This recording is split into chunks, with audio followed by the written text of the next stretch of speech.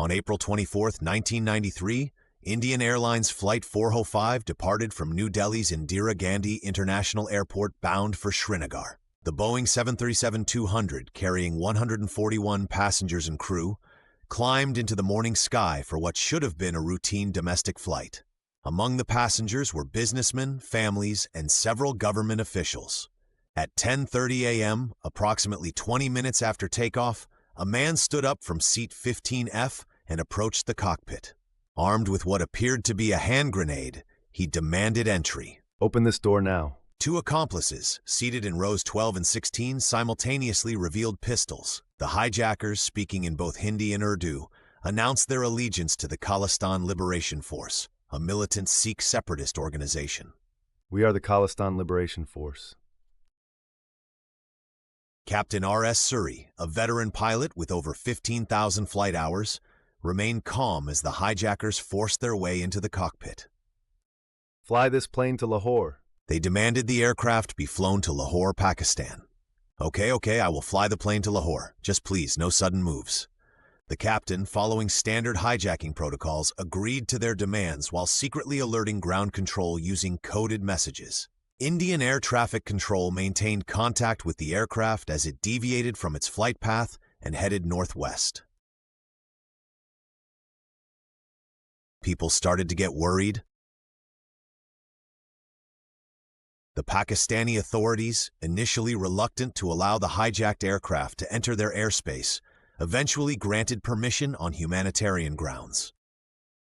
At 11:45 a.m., Flight 405 landed at Lahore's Allama Iqbal International Airport. On the ground, the situation intensified. We demand the release of Sikh militant leaders from Indian prisons and $10 million in cash. They set a 2-hour deadline, threatening to detonate explosives they claimed were on board. Pakistani authorities surrounded the aircraft with elite counter-terrorism units while attempting negotiations. The ordeal lasted for nearly 8 hours on the Lahore tarmac. Temperatures inside the aircraft soared past 100 degrees Fahrenheit as the air conditioning system struggled. Here, sir. Drink some water. It's going to be all right. Just try to relax, madam. We're doing everything we can. Flight attendants Amrit Pal and Satinder Kaur maintained remarkable composure, distributing water to passengers and caring for several elderly travelers who were showing signs of distress. At 7:30 p.m., Pakistani commandos executed a carefully planned assault on the aircraft. Using the setting sun to their advantage, they approached from the aircraft's blind spots. In a swift operation lasting less than 3 minutes, they stormed the plane through both the front and rear doors. 2 hijackers were captured alive, while the third was killed in the ensuing firefight.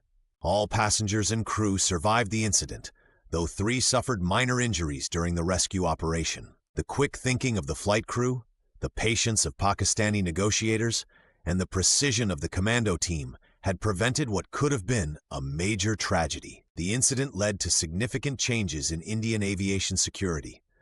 Metal detectors and X-ray machines were installed at all major airports, and armed sky marshals began flying on select routes. The hijacking also prompted renewed discussions between India and Pakistan about coordinating responses to aerial terrorism, marking a rare moment of cooperation between the two nations in matters of security.